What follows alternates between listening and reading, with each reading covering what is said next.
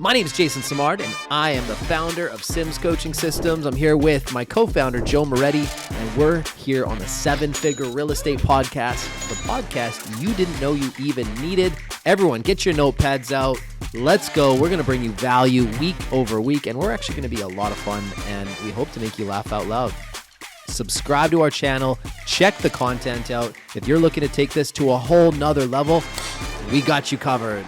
All right, we're back. Hey, we've got my training partner this morning, business partner, training partner, Miles McCullough. Welcome. Partner in all the things. Exciting here, yeah. Joe Moretti's in Mexico, drinking his face off, having a good time with his family. Up, so as he should be. Good for him. We're here doing the hard work. Doing the hard work for you, Joe, while you're out having a couple extra cocktails. That's right. You know what's funny, Miles? He texted me the other day, and he's like, I fucking tried your nickname strategy. So I have this thing when you network with people, give them a nickname. And he started doing it. And sure enough, he's like, it fucking works. He's like friends with everybody now at the resort. Yeah. He's become the mayor of the pool. Nice. So yeah, great networking tip. If you guys haven't heard that episode, I basically broke down a system I developed while I was in Cabo, Mexico, and how if you want to become like well-known, build really deep relationships quickly with people, follow that system. That's awesome. And I think the cool thing for us, I'm terrible with names. Right. Forget names so quickly. But that nickname thing, I've tried using, even if I haven't told the person, I've kind of come up with a nickname in my head for them. Yeah. And yeah, it's like anchored that name in my mind. Totally. And if you can't rhyme their name with something, yeah, pick something. Like for you, like I'd be like Miles the Rock. Yeah. Just because you're built like a fucking Spartan. By the way, Miles is 6'4", freaking jacked. The guy is like 230 pounds walking around, looks like a freaking Spartan. And I'm 5'10" with shoes on and 178 pounds. And I compete with this guy every single morning during the week. Monday, Tuesday, Thursday, and Friday. This is my gym partner. And I'll tell you, man, we have taken each other into deep waters. I've never experienced what I've experienced with you. And I've worked out hard, and I've had great training partners over the years. The competitive nature of you and us mixed together, because sometimes I need a little bit of that push. Yes. And because, like before that, Adam our trainer, Adam, he'd push me a bit. So I'd get, whatever to what I thought was my max, and then I'd find that extra gear. But for you, it's like you got to find 4 extra gears because you will talk so much trash too. Oh, I talk so much shit. So much shit. I love it. Yeah. Well, first off, I know that I shouldn't be able to compete with you. And there's certain exercise like chess, like you just like destroy me. But where I have any level of competitive edge at all, I fucking exploit that. Yeah. And that's where I'm going to talk as much shit as I can. Yeah. But man, it's been so, we've been at this, 6 months? Oh, dude. And doing 25 deadlifts in a row, competing with each other till we're ready to pass out. I've literally I have actually had this happen. I felt like my spirit left my body after certain exercises that we've done. We just push each other, and you're so crazy. You will literally find an extra level, and I see you. I'm like, there's no way he's got one more in him. But then you do 2 more. Once I get the grunts going, you're grunts, in trouble. I'm like, okay, if he hits the grunt, Ryan, if he hits the grunt, I'm like, he's got 3 more it's reps the grunt in him. nos. Yeah, he hits this grunt, and I'm like, he's got 3 more in him. I can literally tell where he's at in his set just based on that. But it's so cool, and it's funny because the results are staggering. The difference, how much stronger you've been, and some of the lifts that you've been able to do, having that competitive environment. And this leads to what I think everybody needs to do in their life, and I'm speaking to men right now. Yeah. Every guy needs to keep those competitive environments around him, and I think we all make this mistake. You get in relationships, you get comfortable, you get domesticated. And ladies, I love you. You guys definitely can make things feel really comfortable. Yeah. But there's something that you're not going to get from your woman that you need to get from your boys, which is that real strong competitive male brotherhood where there's just a level of accountability. There's a level of trash talk, banter, push that you will get from your boys that allow you to be the best version of yourself. Totally, man. And I hear from my wife sometimes too, because I will keep my commitment to you and to Adam is above all else. Yeah. Even if, whatever, other things in life come up, and if I'm not feeling great, I will show up, because there's been days I haven't shown up and I felt so crappy after, because I knew I could have been there. I chose not to for some bullshit reason, whatever the thing was at that time.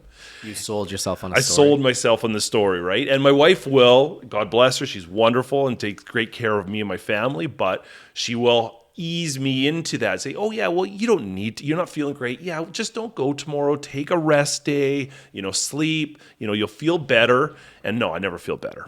I feel like I missed that opportunity. Listen, I'm a big lover of women. I think women are incredible beings. Yes. But that's what they do. They're nurturers. Absolutely. Oh, don't go. Stay in bed. And it's you need fine. both. You need both in a family. But here's the thing. This is why you need a brotherhood. Yeah. Because if you fucking don't show up, what's going to happen? There's no excuse. I'm chirping you. Yeah, exactly. You know I'm chirping you. You know that I'm going to call you out on your bullshit. You know I'm going to be fucking all over you. And you have to live with that. Yeah. And so that's going to be in the back of your mind when you're like, I could stay here comfortable in my bed with my beautiful wife and relax.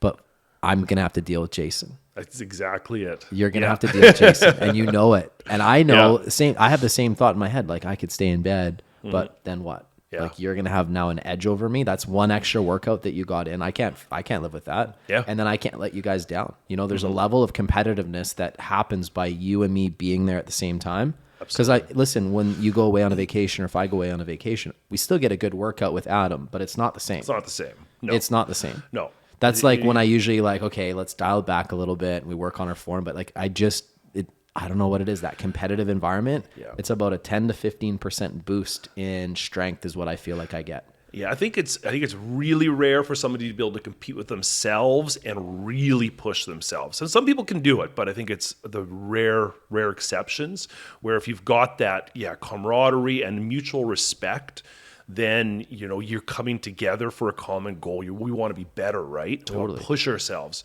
and we know the results are just going to get exponentially better the more that we do this too, right? I hit a new category. Remember, I used to have the dad bod. Yeah. I was forever in the dad bod category. Well, finally, I was told I'm in the fit category. I found you. We got to find a new extra gear for you, because we used to use the dad bod to get you to find your extra gear sometimes too. He'd be grunting out trying to get the last couple reps and say, would a dad bod be able to do that? Yeah. Like, bam! Fucking dad. I'd literally be like, fucking dad bod. And it would literally push me to dig deeper. Just the thought of that. So now I've got, I'm at the fit level. The next is I really want to get to that men's fitness, kind of the level where you're at. I want to get to that real super aesthetic look. And I know that's going to take time. You got to put in time. You can't shortcut your way, by the way. There's no way. No. You can go and you could do all sorts of stuff. I know there's guys out there that'll try steroids and stuff like that, but you still have to put in the work. You've got to put in years and years of disciplined, consistent work. And then you might see some benefits from that. But I wouldn't say to anybody to skip the hard work. Well, no, because you end up getting hurt too. That's the thing with that. And as we age, the recovery times get longer and longer. So a slow, steady increase in your mobility, your strength, it allows the rest of your body to to be in the same range too. Totally. Yeah. This segues really nicely. So business is about consistency, discipline over time. It's also about creating those competitive environments. Yeah. You were kind of on your own. You and your dad sort of had a team, and then you were kind of on your own for a bit. Yep. And then, over the last couple of years, you've come and partnered with us here at Sims. And, how's that benefited you? It's been such a cool difference. Because it was my dad and I for basically my whole career, which is amazing. I had a great mentor built in there. He showed me everything that he knew, and it was wonderful. But at the end of the day, it's a father-son relationship too. So, he loves me, I love him. So there's, not that necessarily competitiveness that I find here. And when I went out on my own and I did do my own thing for a while, I found it was just kind of lonely. And I didn't have anybody that I was competing with. We would do some coaching, and that was great. I'd get on the coaching calls, and I got a lot of great value out of that with you. But then coming into the fold with the team here, what has it been, maybe 7-8 months or something like that? Just getting the updates from the rest of the team. What's everybody doing? What are their what are the things they're working on that they're having challenges with? So I'm able to mentor some of the younger agents and, show them the way. And then I'm just able to see what other people are doing. And, watching 3 or 4 of the team members put up deals in a day does light a fire under me. Totally. You know, and I'm like, oh man, I need to get on the board here and put something up. I find that about you. You're actually a competitive guy. Yeah. You're really competitive. And I see that. You're not one to trash talk as much. You let your actions I'm speak about for the you. results. You're about the results and you let your actions speak for you, which is great. I love the trash talk because it motivates me. For sure. If you're going to talk shit, you better back it up. Yeah. Right? Yeah. Now, one of the things that you've been really helpful with is our commercial division that we're starting to build out with Sims. And I think there's a lot of residential agents who might be listening to this right now who are afraid to go and do commercial. Yeah. What are some of the common misconceptions that a residential agent might have with commercial that, maybe this would help them look at it differently? I mean, I think the one I get the most is that you need a special license, which I think some people think that you need some special licensing or something like that. And no, I mean, just your standard real estate license is what's required. The knowledge that's required to do it properly is extensive, for sure. So I think, I was able to work with my father, who was in commercial real estate for the last 43 years or so. So he had a wealth of knowledge he was able to pass on to me. Right. But for an agent just to decide they want to start doing commercial and learning it, I think it would be a pretty daunting process because there's so much on the line. I mean, a residential deal, there's some changes and differences between them, but for the most part, they're pretty similar. You're kind of going through similar scenarios. Commercial real estate, each individual deal is really quite unique. The end user's got a totally different, typically what they're going to be using it for, what their parameters are. So there's It's less emotional too, isn't it? it's much less emotional. Yeah, they're about creating a long-term vision and goal for their business typically, whether they're just starting a business or maybe they've got a business that's growing, they need more space, or they're just commercial investors in real estate, which again is major numbers crunching. Right. And it's about, finding things that people can add value to as well.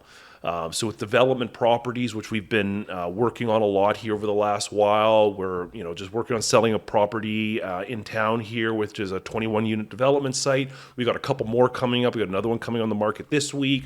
Another one should be ready for next month. So that part of it again is another side of the coin too, because now you've got to take, this piece of land here, figure out what you can do with it, what the process is to get there with somebody, what the end value is going to be to a developer.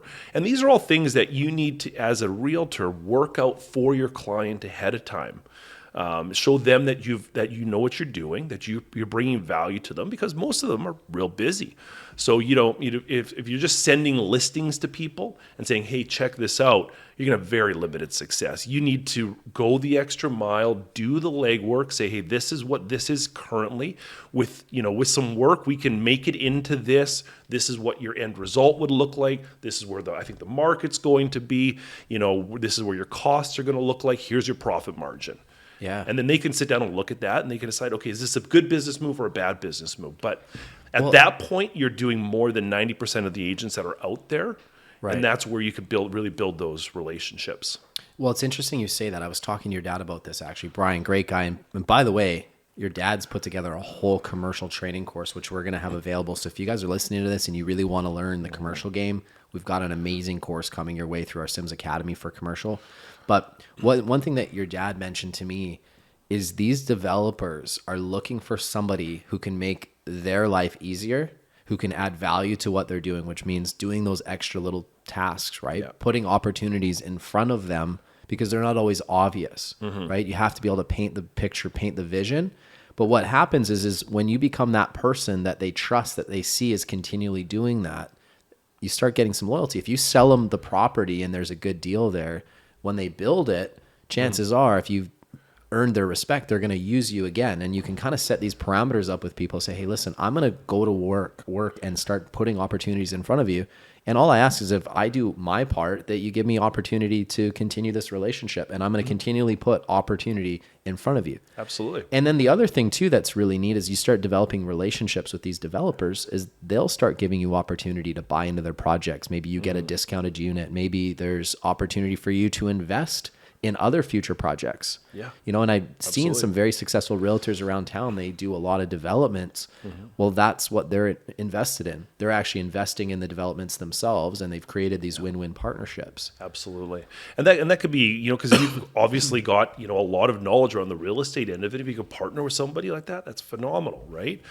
And, and it just, building these relationships, like, we had, I did a bunch of transactions, so 3 transactions with a group in town here for some commercial real estate this last year.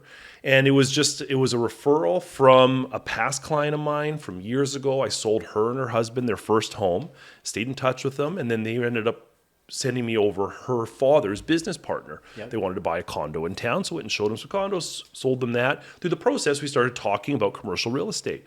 And he said that he, runs an investment fund and they're looking for some office space, looking for some commercial real estate. Could I help him? I said, absolutely, I'd love to. So we started the process. So we started working through, kind of what was out there in the market, finding what was going to be a good fit for them. We ended up going into a competitive offer situation on an office building here in town. It was us, I think, and 11 other offers, which we were able to be successful with. So we managed to secure that one.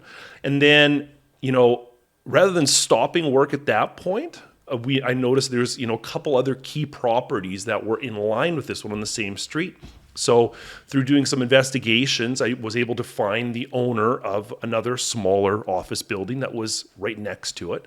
So after we worked on negotiating that for about 6 months, and we were able to put a deal together on that. So they were able to buy that. And then they were able to buy the next adjoining property to that as well. So they went from just getting an office building where it would create some revenue, be a spot for their business. Now they've got a future development parcel. So now they own 3 key properties in downtown.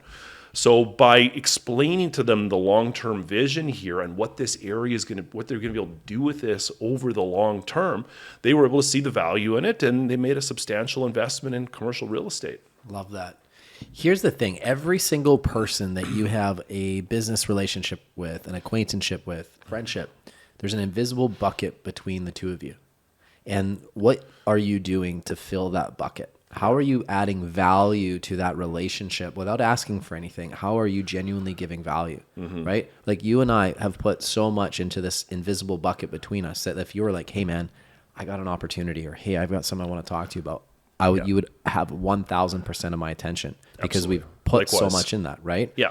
But if you think about it, so many of you are going through and you're so focused on your individualistic goals right now, and you're not investing in this bucket between people in your lives because you're so busy on your goals. If you want to become more successful, have more abundant opportunity, start helping people achieve their goals. Start putting value in those buckets. Absolutely. And the payoff isn't immediate, just like the gym. It's going to take some time for you guys to see the payoff. But I assure you, if you're investing in the relationships in your life, giving more in value than you'll ever receive in payment, what'll happen is opportunities are going to start presenting themselves. Absolutely. Things will start coming together. Always play the long game. Yeah. Because if you're the type of person that you're just like, well, what's in it for me? Why would I do that? Why would I help that person if I'm not getting anything immediately back? Yeah. I can tell you right now, you are a taker, and being a taker is only going to get you so far. If you want to become like abundantly successful, be a giver. Start giving more in value than you'll ever receive in payment. Good point. When it comes to commercial real estate, become valuable. Yes. That's what they need. They need they're busy. They're entrepreneurs. They don't have time to do all this stuff. Make it easy for them. So show them the opportunity. Exactly. And then they can make decisions. And a lot of entrepreneurs can make quick decisions if it makes sense. And and it's about knowing your clients, knowing the people that and understanding what they need. Maybe if they don't even realize what they need, Right. Maybe you've got a great client or friend or somebody who's in a lease on a retail space or some type of business space, Right. And by going out and looking for some opportunities for them to own something, you can show them how you can let your business pay off this asset. And then when you go to retire, now you've got a business that's hopefully worth some money as well. You can pass on to somebody. Now you've also got the real estate part of it that's going to create passive income that's going to, again, create that retirement lifestyle for you, allow you to expand, really just opens up doors for you, right? 100%. And I totally agree with that, the philosophy of just, that giving mentality, right? And not worrying about what comes back, because the more that you give out there, these opportunities, they just start coming to you. And it feels like, whenever I've gotten myself into a closed down state of mind where all I'm looking at is what's right in front of me, I'm not worried about relationships, the opportunities, they start to dry up. Yep. But when you're in a constant giving mentality, things just start to come to you. It's a wild thing. Yeah, I just did a deal with a Vancouver agent on the weekend. So it's actually one of our team members, Preston and I, who just came on the team. It was his parents' old house. They were old clients of mine. I sold it for them years ago. Yep. Worked with this really good agent out of Vancouver. So her client ended up coming over. And, like what happens to us sometimes, we ask if they're working with a realtor. No. And then I went and showed it to them. And then it ends up they didn't want to bring their own realtor in. And rather than putting up any type of obstruction to that, I just welcomed it in. Said, yeah, absolutely. Bring your agent in. They can write the deal for you. Put a great deal together for my sellers, got what they wanted, got the buyer the home that they wanted. It worked out great. That realtor then reached out to me, I think it's 5 or 6 years later. Those people were now wanting to move. So she just called me to ask me if I would mind giving her my opinion on the value of the home. So I kind of went through and discussed it with her and just kind of gave her my best estimate of where the market should be for that. And, she and I shared some things like floor plans and just some different things I knew about the house with her, just strictly to help her out and to make her life a little bit easier. And then, fast forward here a couple months after it's been on the market, she got a sign call from it for some really nice folks out of Vancouver who are looking to make the move over here. She sent it over to me, and we were able to win in competitive offers on the same property again. Law of reciprocity, man. It has a funny way of working out, right? It does. Yeah. Always be a giver, always give in the relationships. I'm telling you. And if you haven't invested in the relationship and you're asking something of people, you're missing the mark. Yeah. Remember that. If you've done nothing to build trust and build a relationship, and then you're just saying, hey, are you thinking about buying or selling? Mm-hmm. You're not going to do very well with that strategy. No. Be a giver. I'm telling you, you'll never go wrong. Yeah. 2 givers can do business all day long. Yeah, and be genuinely interested in people. I know you talk about this a lot with just the way that you ask questions. Because like you said, ask if you're interested in buying or selling real estate. Yeah, everybody's thought about it, and nobody really has probably a very detailed answer on that. But if you start to ask, okay, now what is it about maybe your current home that you're not happy with? If somebody's asking about the market, just asking them questions, what's going on in their lives, understand who you're working with. Totally. Because in times where I've rushed things, especially early on in my career where I haven't understood, that's where the roadblocks and the issues have typically come up, because I haven't understood either the motivation, what they require. And sometimes people make quick decisions without thinking it through. But if you're there as their advisor, which is our job to give people our professional advice, right? So if you're able to really understand what they need, now you're able to really fulfill what their needs are with the right property or whatever that happens to be. Yeah. Here's a great question. So when you ask somebody, tell me about the areas you're considering, and they start telling you some of the areas, this is a great follow-up question. Well, what is it about Central Nanaimo that really draws you there? What is it about Nanaimo that draws you there? Yeah. You're getting them to start painting the picture. See, the way we think and the way we do things is based on us seeing where we're going. It's like a picture being painted, right? Nobody makes decisions off just features. Yeah. I talk about this with Ryan all the time. It's like, where are you now and where are you wanting to go? And ask questions that get them picturing themselves taking action and how their life would improve doing the things that you're talking about. Yeah. Right? How would your life be better moving to Nanaimo? What is it about Nanaimo that draws you there? Absolutely. Right? What is it about your home now that just isn't quite working for you, that has you exploring other options? All right, paint the picture for me. What does the next home need to have for you to really feel like you've made the appropriate upgrade? Yeah. Get them thinking about that. That's what's going to get them excited. It's not, well, are you working with a realtor? Are you pre-qualified?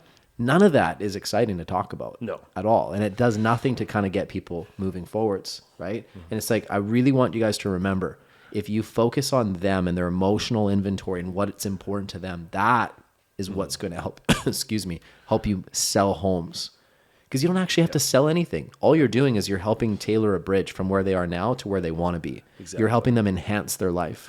Yeah, and you're helping them with one of the most intimidating decisions that most people typically go through in their life. A move with a family, just any type of move is really stressful. It's difficult. It can be difficult. So we're there to make that process as seamless, as easy, as knowledgeable as possible. So you can't do that if you don't know your client and you don't understand everything about them and what's motivating them and what their goals are, what they're looking to do. Totally. And it's the same in commercial. Same in commercial. Same absolutely. in commercial. What's their business objectives? Yeah. Right. Where do you see yourself in 5 years? Where do you Right. see yourself in 10 years? What's Right. your growth projections? Totally. What's your business plan for your business? Lots of different questions. And again, it's about asking the questions that matter and good quality pointed questions where you can get the information that you're looking for and not just yes or no answers. 100%. Yeah. Hope this is helpful. Listen, guys, if you're not practicing daily your skills, like real estate is a muscle you need to be flexing and practicing. Just like the gym, Yeah. when we go to the gym, we're practicing and doing different exercises. Form is something that our coaches are really strict on. He's always making sure we're doing the right form, and we have to practice. And if we don't practice, what happens to our form? It goes to crap. Goes to crap. So Yep. we continually are working that. So it's no different in the gym than it is in business. So if you're not actually practicing your skills, guys, you're holding yourself back. It will limit your growth opportunities. You're going to make more mistakes that are costly that you're not going to realize. Here's the other thing. What types of environments have you created around yourself? Are you creating competitive environments that are helping you bring out the best in you? And I spoke about, competitive environment as a male just because I'm a guy, right? Sure. That's why I'm talking about that. And I think for guys listening, that's important. But ladies, it's also important that you create those right competitive environments for you too. What does that look like? Some of you ladies are badasses, and like I think my wife, she actually prefers training with guys because she likes that sort of male, masculine, strong energy because she has a lot of that. Yeah, absolutely. And that's fine, but figure out what works for you. Everybody needs a competitive environment to bring out the best in them. Yeah. Especially, I can only speak from a male perspective, but I know the benefit of training with a guy who's physically more capable and stronger than me. I know that mentally, my only way of competing is having a strong mindset, and I'm willing to push myself and bring it. I know. I mean, which one of us is ever going to sit on our deathbed and look back at life and say, God, I really wish I would have taken it easier and just done nothing a lot more? Nobody. No, you get you learn who you are. You get accomplishments. You work on your body. You get your energy levels up by doing the difficult things. Totally. Yeah. And you feel better. If you have anxiety, you want to zap anxiety, do a hard workout in the morning. Big time. Telling you, I don't feel any anxiety. I feel amazing, and I'm able to sustain energy levels that I never thought possible. Yeah. So guys, I hope this is helpful. Make sure you subscribe, comment. We always like your comments, whatever you guys have to say, Absolutely. good or bad, it's fine. Yeah. We can take it. If you're interested in taking your game to another level, check out our Sims Academy. We've got our commercial academy coming out, which we're going to launch soon. Our Sims Academy on the residential side is making huge amounts of impact. We have agents that have been in the business a long time, high producers that are saying, oh my God, this is transforming my business, right? Team leaders are sending their people through to get trained because they're realizing the importance of conscious competence. If you know exactly how to replicate your success over and over and over again, that means that you can compete in any market at any time. Miles, thanks for having me, or thanks for being on and replacing Joe today. Really appreciate it. And I'll talk to you guys real soon. Okay. Thank you.